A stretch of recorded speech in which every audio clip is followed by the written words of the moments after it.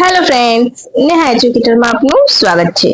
આજે હું આપના માટે લઈને આવી છું 29 મે 2026ના મહત્વના કરંટ અફેર્સ, જે તમારી આવનારી પરીક્ષામાં તમને ખૂબ ઉપયોગી થશે તેમજ તમને જરૂરથી માર્ક અપાવશે.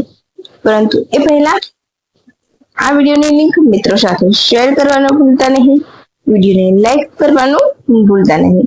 તો ચાલો બિલકુલ પણ સમય બગાડ્યા વગર ફટાફટ આપણે આજના પ્રથમ પ્રશ્ન તરફ આવી જઈશું. આજનો આપણો પ્રથમ પ્રશ્ન છે, સાર્થક પીડીએસ યોજના મુખ્યત્વે કયા ક્ષેત્ર સાથે સંબંધિત છે? ઓપ્શન એ કૃષિ નિકાસ, ઓપ્શન બી જાહેર વિતરણ પ્રણાલીનું આધુનિકરણ, કે પછી ઓપ્શન સી ડિજિટલ શિક્ષણ, કે ઓપ્શન ડી ગ્રીન એનર્જી વિકાસ. બોલો, સાર્થક પીડીએસ યોજના. તમને અહીંયા ઓપ્શનમાં પ્રશ્નમાં જવાબ મળી ગયો છે. તો અહીં આપણો જવાબ આવશે ઓપ્શન બી. ડન.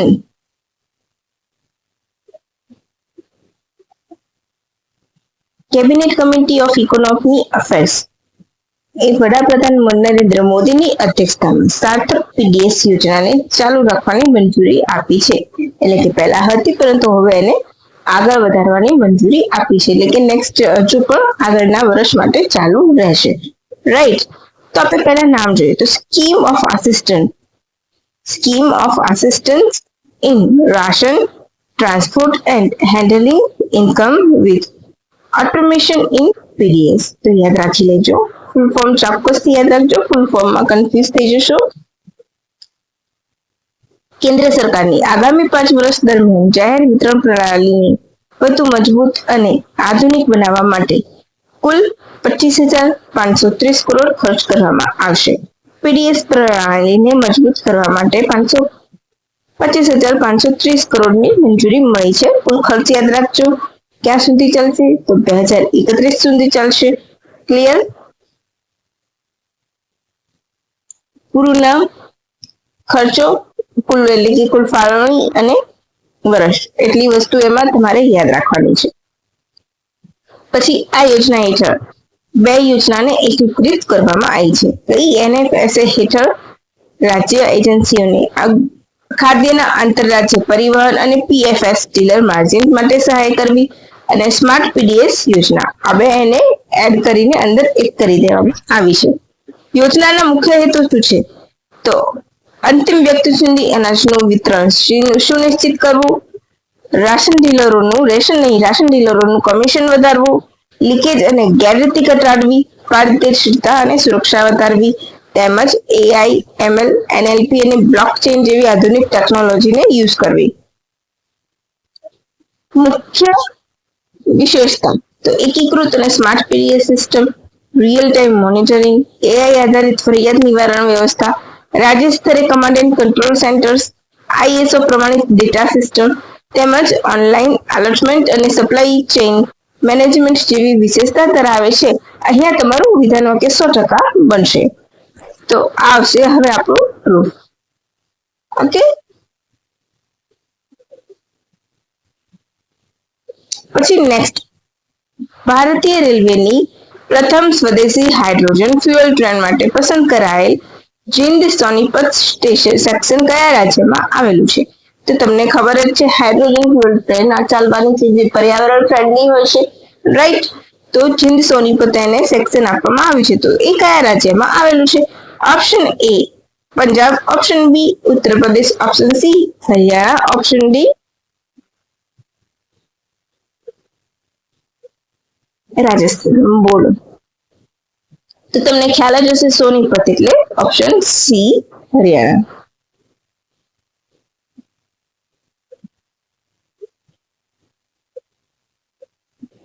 ડન. હવે આપણે ડિટેલ જોઈએ. તો ભારતીય રેલવેની પ્રથમ સ્વદેશી hydrogen fuel cell train Jind Sonipat route ઉપર દોડશે. આ રૂટ હરિયાણા રાજ્યમાં આવેલો છે. Train 1200 kilowatt hydrogen fuel cell propulsion સિસ્ટમથી સંચાલિત થશે. ટ્રેનની મહત્તમ ઝડપ 75 કિલોમીટર પ્રતિ કલાકની છે. તો કેટલું છે? કિલોવોટ હાઇડ્રોજન યુઝ કરશે 1200, યાદ રાખજો, અને એની સ્પીડ પણ યાદ રાખવાની છે. 10 કોચ હશે આમાં, બરાબર? હાઇડ્રોજન ફ્યુઅલ ટેકનોલોજી થી વીજળી ઉત્પન્ન થાય છે અને ઉત્સર્જન તરીકે માત્ર પાણીની વરાળ બહાર આવે છે, જેનાથી શું થશે તો પોલ્યુશન ઓછું થઈ જશે. રાઈટ. ચીન ખાતે હાઇડ્રોજન સ્ટોરેજ અને રિફિલિંગની સુવિધા પણ કરવામાં આવી છે. હવે કોના દ્વારા મંજૂરી આપવામાં આવી છે તો research design and standard organisation દ્વારા આને મંજૂરી આપવામાં આવી છે.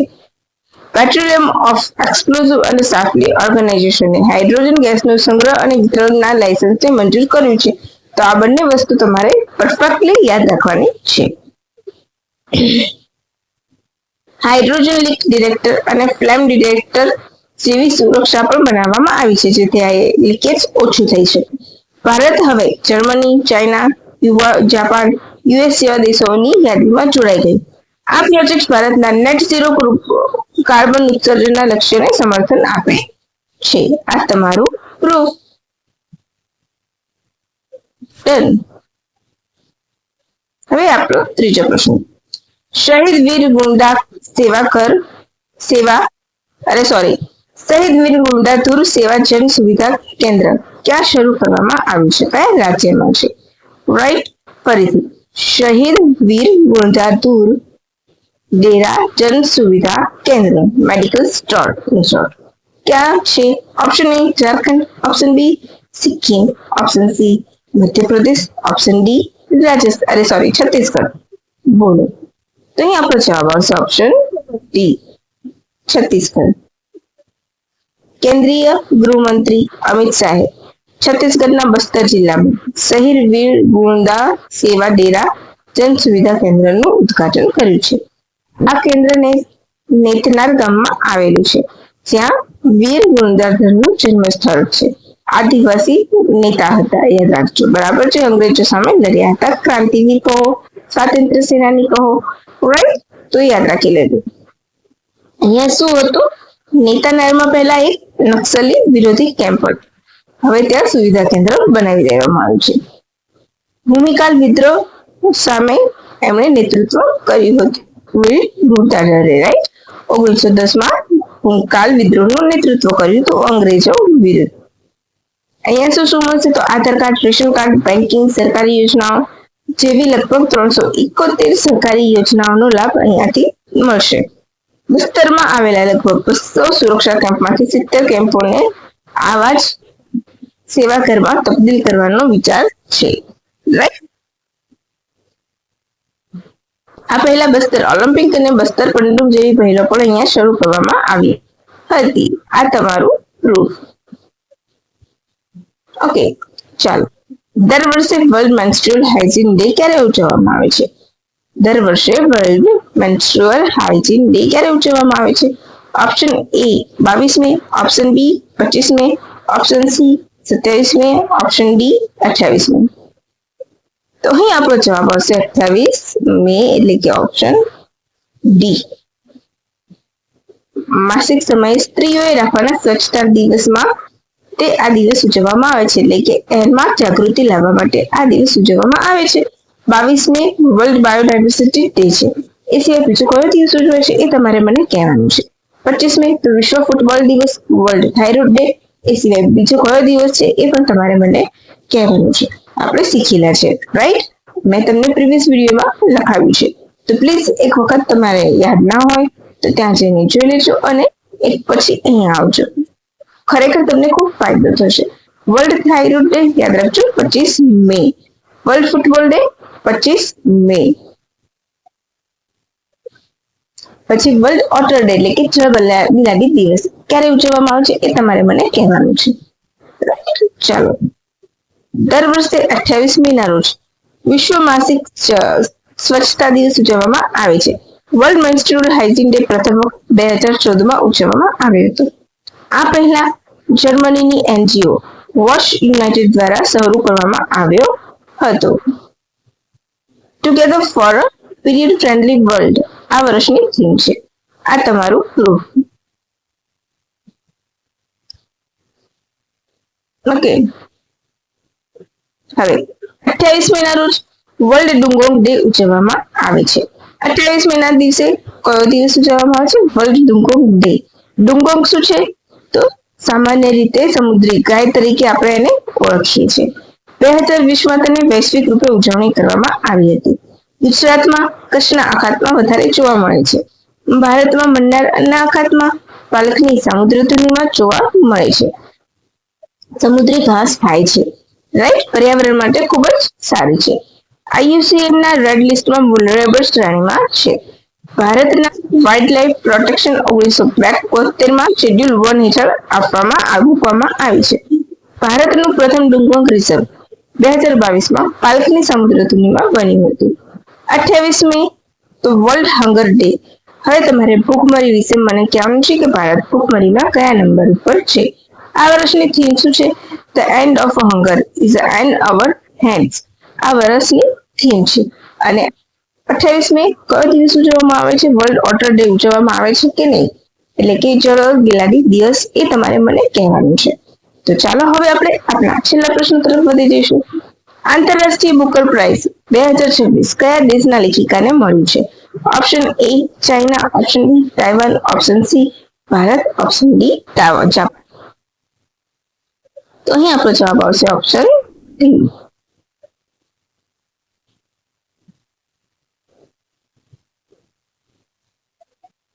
તાઇવાન.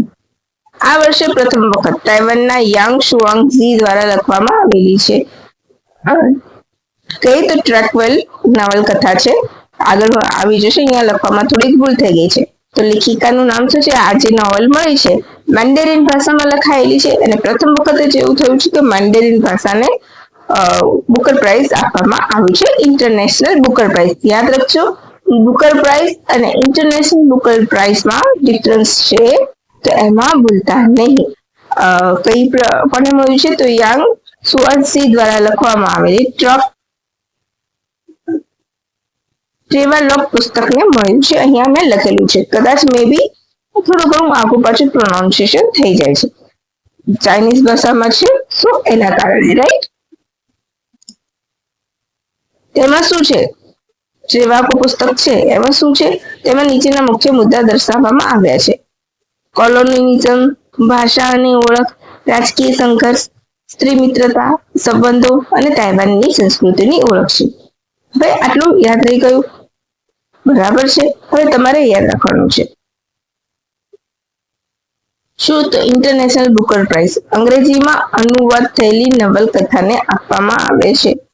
ઇન્ટરનેશનલ અને બુકર પ્રાઇઝ અંગ્રેજીમાં ઓલરેડી હોય એને. ઇન્ટરનેશનલ બુકર પ્રાઇઝ મેળવનારા પ્રથમ ભારતીય કોણ હતા? તો ગીતાંજલિ શ્રી હતા. રેત સમાધિ માટે તેમને પુરસ્કાર મળ્યો હતો. અંગ્રેજી અનુવાદ કોણે કર્યો હતો? એનો તો ડેઝી રોકવેલ દ્વારા. અને બીજા તો બાનુ મુસ્તાકને હાર્ટ ઓફ લેમ્પ માટે આ એવોર્ડ મળ્યો હતો. એનો અનુવાદ કોણે કર્યો હતો? દીપા દસ્ટીએ. ઇન્ટરનેશનલ બુકર પ્રાઇઝ 2005 થી આપવામાં આવે છે. બુકર પ્રાઇઝ મૂળ અંગ્રેજીમાં લખાયેલા અને યુકે અને આયર્લેન્ડમાં પ્રકાશિત થવું હોવું જોઈએ. અહીંયા પણ એ છે, બરાબર છે. હવે બુકર પ્રાઇઝ મેળવનારા પ્રથમ મહિલા કોણ ભારતીય કોણ હતા? તો 1997માં અરુંધતી રોયને મળ્યો હતો. અને ત્યારબાદ કિરણ દેસાઈને ધ ઇનહેરિટન્સ લો માટે મળ્યો હતો. હવે તમારે યાદ રાખવાનું છે. શું યાદ રાખવાનું છે? તો અરુંધતી રોય જ યાદ રાખવાનું છે. ભારતીય કહે તો, ભારતીય મૂળના કહેશે તો સલમાન રુશ્દી આવશે. આ તમારું બુકર પ્રાઇઝ વિશે. અને બુકર ઇન્ટરનેશનલ પ્રાઇઝ 1969માં બુકર પ્રાઇઝ આપવામાં આવ્યું હતું, માત્ર લેખકને આપવામાં આવ્યું છે.